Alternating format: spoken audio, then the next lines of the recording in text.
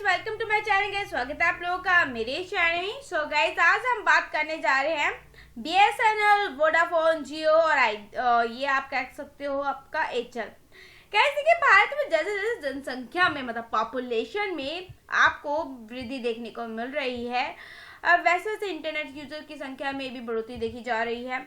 Guys, TRAI ने कुछ दिनों पहले ही एक रिपोर्ट जारी की थी जिसमें उसने बताया था कि देश में इंटरनेट यूजर्स की संख्या बढ़कर 936 मिलियन एंड मतलब आप क्या कह सकते हो 93.61 करोड़ हो गई है। ये नंबर्स आने वाले समय में भी लगातार बढ़ती हुई देखी जाने वाली है। गाइस, देश में इंटरनेट यूजर्स की बढ़ती जनसंख्या के कारण देश की टेलीकॉम कंपनीज के व्यापार में वृद्धि देखने को मिलने वाली है।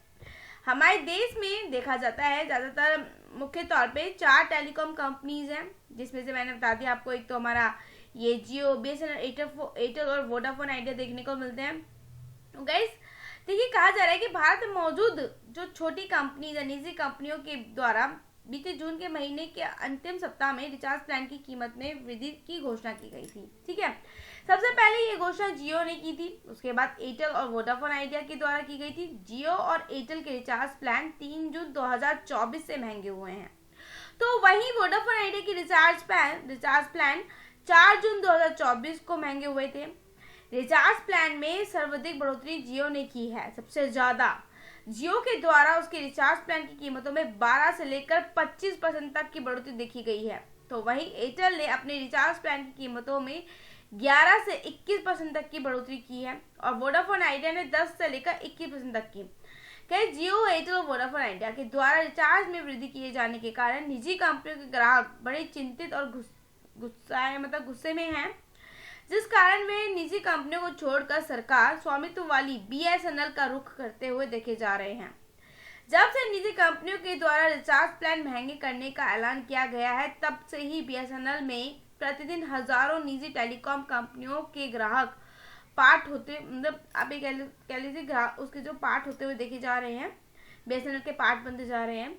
हाल ही में भारतीय संचार निगम लिमिटेड के अधिकारियों द्वारा ऐसी जानकारी प्रदान की गई थी कि देश में ना रोजाना जो बीएसएनएल के ग्राहक हैं उनमें से 8 से लेकर कम से कम 10,000 तक की वृद्धि हो रही है। गाइस, मैं बता दूं कि इनमें से कुछ नए ग्राहक हैं, तो वहीं कुछ ऐसे भी ग्राहक भी हैं जो अपना सिम पोर्ट करा रहे हैं, बीएसएनएल को चुन रहे हैं। बीएसएनएल में बढ़ते हुए ग्राहकों से ऐसे लगता है कि आने वाले समय में बीएसएनएल एक बहुत बड़ा टेलीकॉम इंडस्ट्री अपनी पकड़ बना लेगा। गाइस, टाटा और बीएसएनएल में डील की एक आशंका भी नजर आ रही है। देखिए, कंपनियों के द्वारा रिचार्ज महंगे किए जाने के बाद बीएसएनएल में लगातार बढ़ोतरी देखी जा रही है, कस्टमर्स की संख्या बढ़ती जा रही है। यह अनुमान लगाया गया है कि गवर्नमेंट की इस कंपनी को किसी बड़ी प्राइवेट कंपनी का सहारा मिल सकता है। एंड कुछ मीडिया रिपोर्टर्स से ये भी जानकारी गाइस मिल रही है कि टाटा कंसल्टेंसी सर्विसेज और बीएसएनएल के बीच में 15,000 करोड़ रुपए की डील होने की उम्मीद है।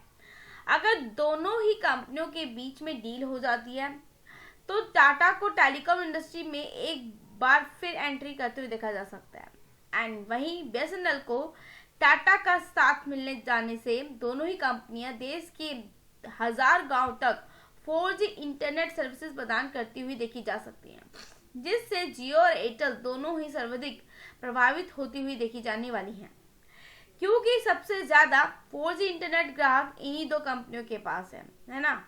तो गाइस, अब आपको क्या लगता है, इनके शेयर में कुछ ऊंचा और नीचा देखने को मिलेगा? चलिए चेक कर लेते हैं एक बार इनके शेयर्स भी। सो ये देखिए, भारतीय एयरटेल फिलहाल तो आज के दिन तेजी नजर आ रही है, कम से कम 2% तक की। 5 दिन में भी देख सकते हो, 1 महीने में भी। अभी देखिए, स्टॉक्स अपने रिचार्ज प्लान बनाने की वजह से अभी कह सकते हो भाग रहे, लेकिन जियो में आपको देखो यहाँ दबाव देखने को मिला। क्यों? क्योंकि जियो के नंबर आ गए हैं, जिसमें से इन्होंने एनुअली नंबर तो ठीक ठीक दिखाए, बट क्वार्टरली नंबर इनके अच्छे देखने को नहीं मिले हैं। तो इसकी वजह से आप कह सकते हो जियो में आज के दिन गिरावट है। पिछले 5 दिन में देखिए कितना गिरा है, और 1 महीने में आप देख सकते हो 4% तक, 6 महीने में भी आप देख सकते हो 39% तक चढ़ा है। गाइस, वोडाफोन में देखिए, आज के दिन वोडाफोन में थोड़ी बहुत तेजी देखने को मिली है।